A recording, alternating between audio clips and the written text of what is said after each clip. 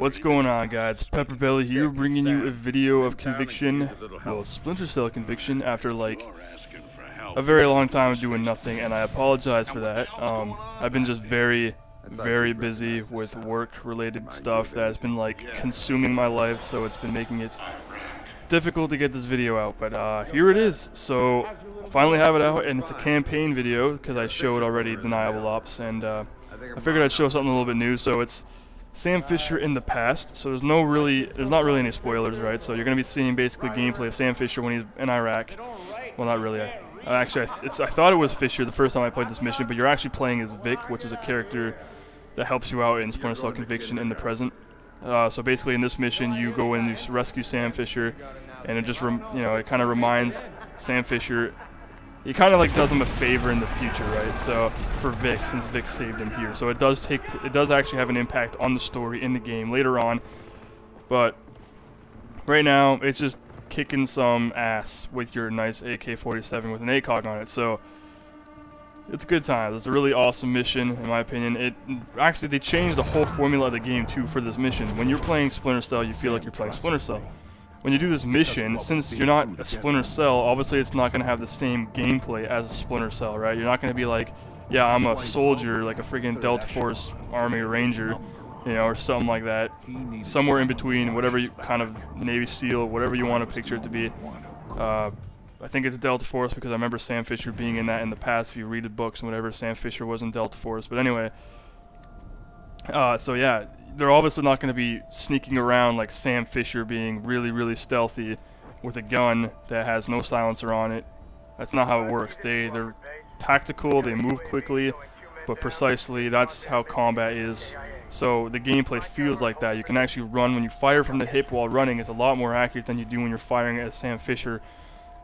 Like, because you're a soldier now, so you're gonna holster your weapon, you're gonna shoulder it, and you're gonna fire better on the move. But anyway, it's enough of that. I want to talk a little bit about something else, which is changing the character's looks, which kind of disappointed me. And the one thing I want to talk about mainly is, if you know who Anna Grimm's daughter is, in the previous games, Grimm, she was an innocent little blonde girl that helps Lambert feed you intel. Well, all of a sudden now she's a redhead and she looks hideous.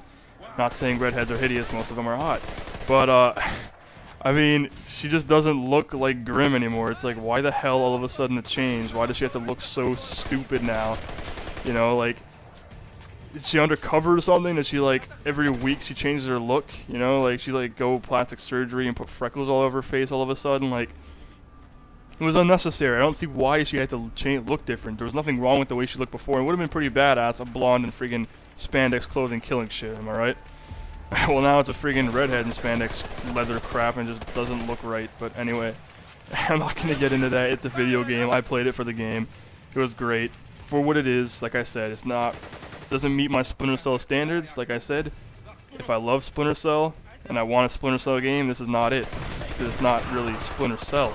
It's kind of its own game. But if you play it for what the game is, it's remarkable. So, I have no complaints there. But, so, other things I wanted to kind of talk about in gaming in general. Well, I mentioned in my last video I was going to be playing some Medal of Honor. I was like, yeah, and I figured I was going to release, this video is like a week old, right? So I haven't done anything for this video for at least a week.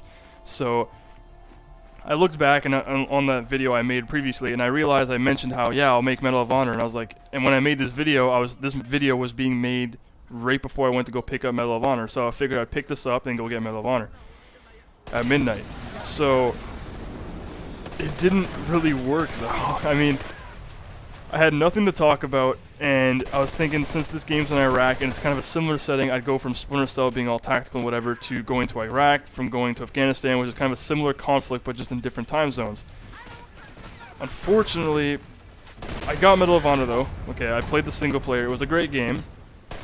I found it was kind of realistic, and I nearly shit myself when I realized the peek and lean that was like in Medal of Honor Airborne was even better in Medal of Honor, which for me, when I snap, which I mentioned snapping, holy shit does it ever work amazingly when you have that peek and lean. I mean, it's like exactly like paintball. Now you're actually literally snapping. It's awesome. It was so freaking cool how I was snapping like I mean, yo, pin down that like light machine gun. I was playing on hard too because hard isn't really hard at all. So I was playing it on the highest difficulty, but you do die pretty quickly when a light machine gun has, you know, like an M-placed weapon is freaking lighting your ass up. You're gonna die pretty quickly. So it was really cool just being able to, like, oh my god, I could snap out in all directions from cover really quickly while suppressing them, and it worked really well, and it was an awesome feeling. So yeah, I wanted to mention that. Anyway, but the multiplayer, which I didn't get around to playing because I have this Game Pass since I'm in Canada, right? So Blockbuster isn't screwed over here and not bankrupt and whatever. I have a Game Pass where it's basically you pay a monthly fee and you get unlimited games. Well, you can take one game out, but you can rent it. You can keep it for as long as you want. You can take it back whenever you want. You can swap it whenever you want. It's kind of like GameFly only without them delivering it to you. You have to get off, you have to get off your ass and drive there and waste fuel and yeah, all that great stuff. So I have that, which helps me do my commentaries because that means I don't have to purchase every damn game, you know, or rent games at full price. I just pay one fee every time a game comes out, like every day. If that's the case, I can literally just go there every day and get a new game.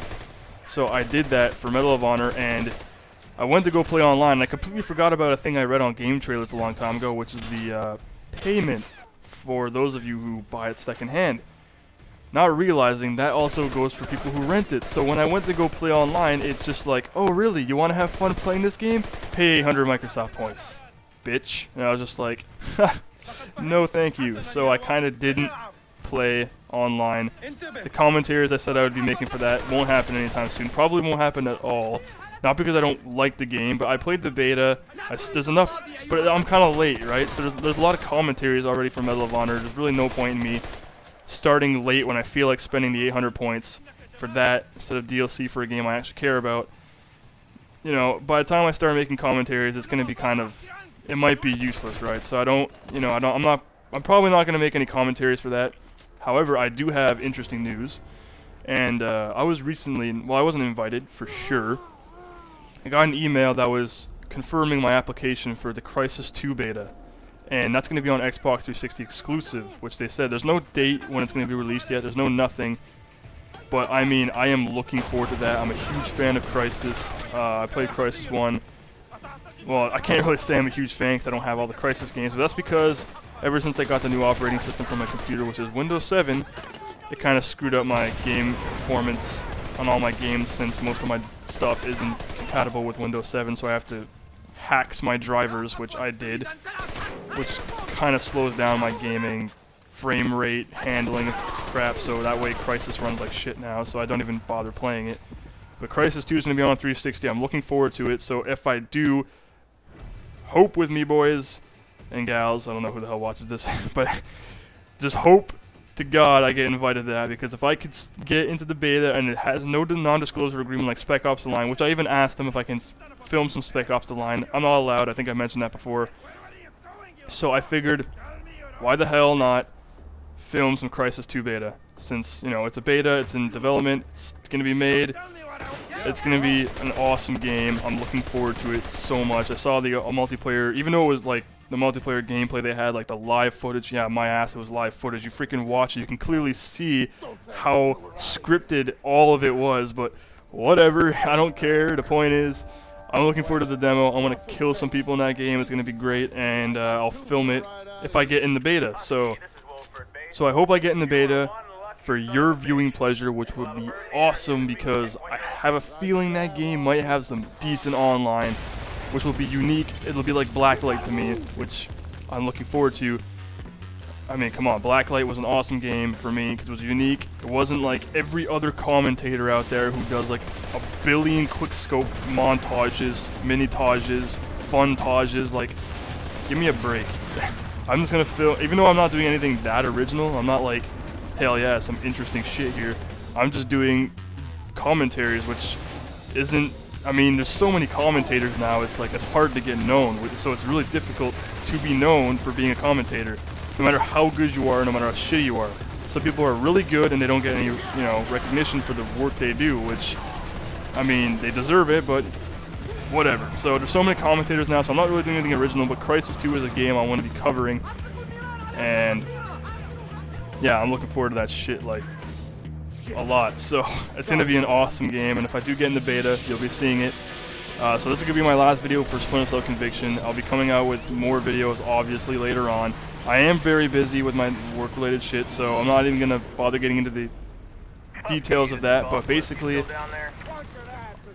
I don't know how long it's going to take. It could be a week. I'm going to try to at least get one video a week. So, at least. If I can't, bear with me. I'm not giving up on this. I'm not quitting. Trust me, I'm planning on doing this for as long as I possibly can until, like, I'm shot in the head or something, or, you know, I take the biggest crap in my life that it ends up stopping my heart. I don't know. So, guys, please rate, subscribe. It really helps me out, and I'll be coming out with new videos as soon as I can.